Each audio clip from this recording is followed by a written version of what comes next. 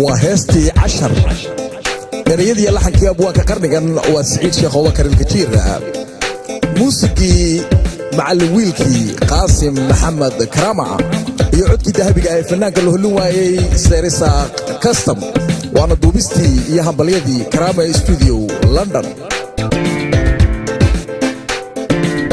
intaad geesi ciishiyo intaad caydi dubatiyo hebel bay canaadoon ku ayuuqay jeelkiyo gabadh baa ay caydoon ka cadgoosaleeyo ceebaalihiyo cidna kama xishoodow fanacuudu billaahi cudurkaa ku daashaday intaanu cidaha saamayn calankaygu daadegin aan casharro uga dhigo caam ahaan dadkaygii culimada la kaashado